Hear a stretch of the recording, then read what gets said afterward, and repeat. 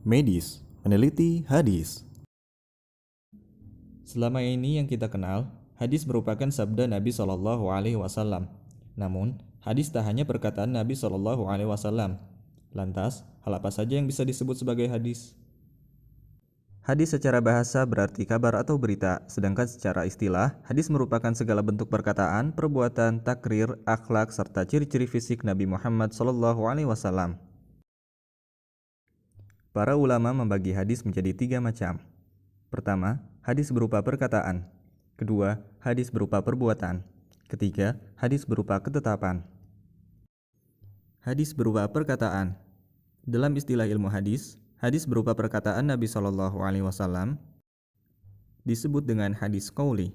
Contohnya, diriwayatkan dari Abu Hurairah radhiyallahu anhu, beliau berkata, Rasulullah Shallallahu Alaihi Wasallam bersabda, barang siapa yang berdusta dengan mengatasnamakan aku, maka ia telah memesan satu tempat di neraka. Hadis riwayat Bukhari dan Muslim. Hadis berupa perbuatan. Hadis ini disebut juga dengan hadis fi'li. Diriwayatkan dari Abu Hurairah radhiyallahu anhu, beliau berkata, Nabi Shallallahu Alaihi Wasallam tidak pernah mencela makanan sekalipun. Jika beliau menyukainya, beliau memakannya, dan jika tidak, beliau meninggalkannya, yaitu tidak memakan.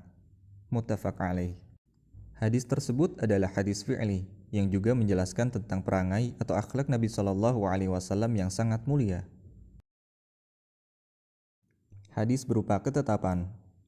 Takrir adalah perbuatan para sahabat atau peristiwa yang terjadi di zaman Nabi Shallallahu Alaihi Wasallam. Lalu beliau mendiamkan dan tidak mengomentarinya.